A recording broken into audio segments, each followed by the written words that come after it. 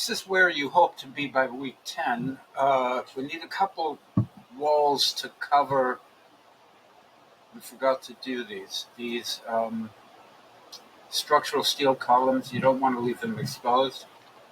Simple wall with a 2.5-inch metal stud, gypsum board on one side. Don't need to go to the underside of the floor above. They need to be 10 feet in height and just cover those unsightly columns. So we're going to create a new wall type.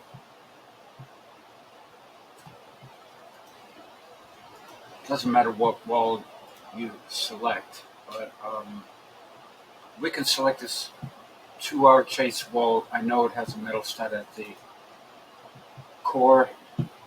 Duplicated furring wall. Furring meaning framing out some rough space in order to cover it with some kind of finish. I'm going to edit the structure, leave the stud layer, keep one layer of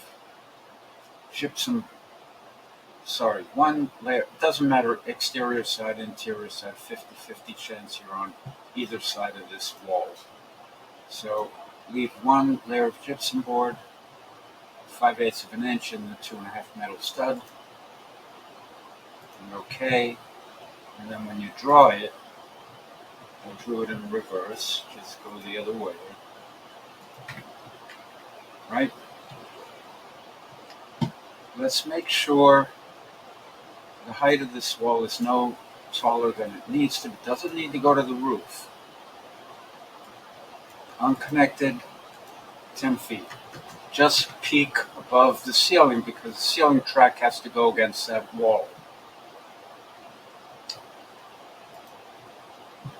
Let's change the parameter here so Revit remembers it. Unconnected, 10 feet. I'm going to draw right across this thing, and then we can fix that in the drawing.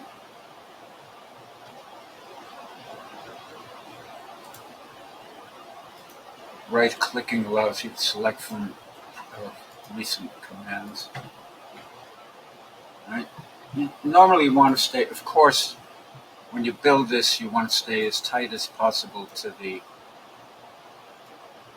element that you're wrapping, right?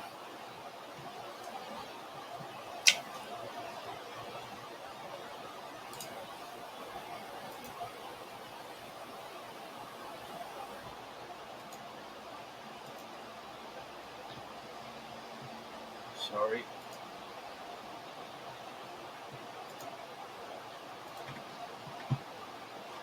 I'm in thin line mode.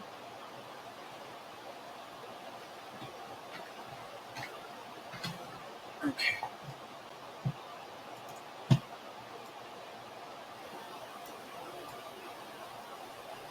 It's not always very exciting to draw this stuff, but you got to get past it. Those walls, just double checking, 10 foot high.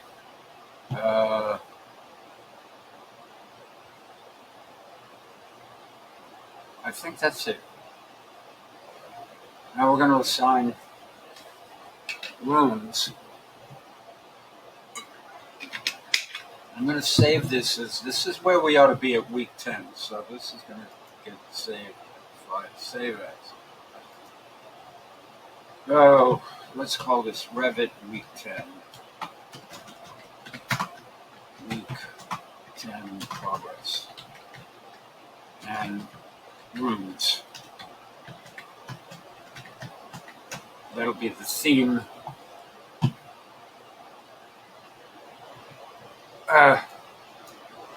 Oops. I don't know why that happened. The room tool. It's an architectural thing. Room.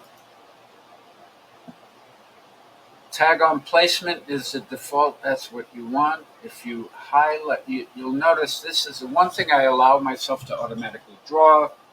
because it senses boundaries and the consequences of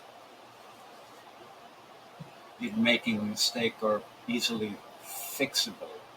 So that's a room, and that's a room, and that's a room, and believe it or not, that and that is a room. Those are chases. Okay, this big fat space is a room. This is a room. Office, office, office. These are all rooms.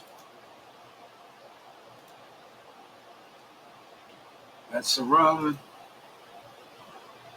That's a room. That's a room, though it might be too small to tag. So we might just label it. And that's a room. Okay, so what rooms are these? This is coats. Let's make them caps. This is reception. This is conference room A.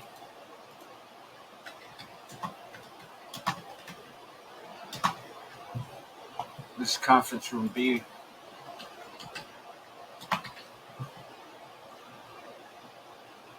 That's a chase. That is a little tough to.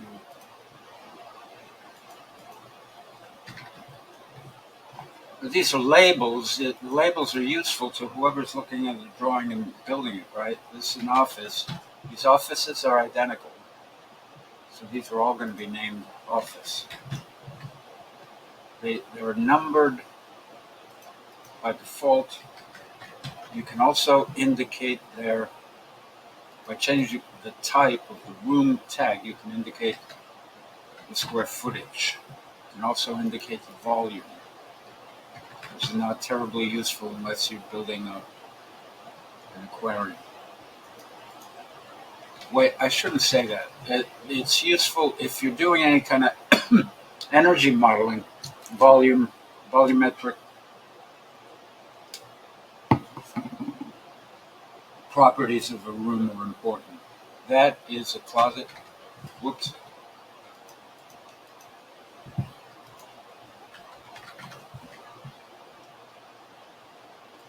That's some kind of mechanical closet. I think we put servers in here, computer room. That we didn't get to label. It's too big. You can also, okay, so if we want square footage, select the room tag, click Edit Type, Show Area. Show volume if you want. It's because the room is a 3D element, it'll show volume. Several things we want to do here. This open area, open work area. Okay, we have a kitchen going in here, and there's a hallway in here that isn't part of the work area naturally. So room has a room separator, which allows you to identify room boundary without drawing the wall, without creating a physical boundary. So I'm going to draw a line here, separate that hallway, and a line here to there to create a logical room separator for the kitchen and the hallway.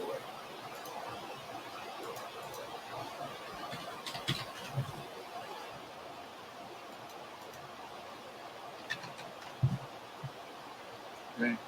And you'll notice that if I move the boundary, it adjusts the square footage.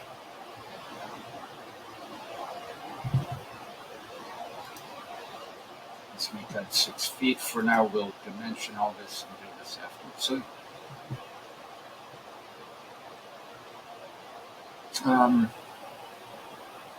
we need the doors as well, but that's pretty straightforward.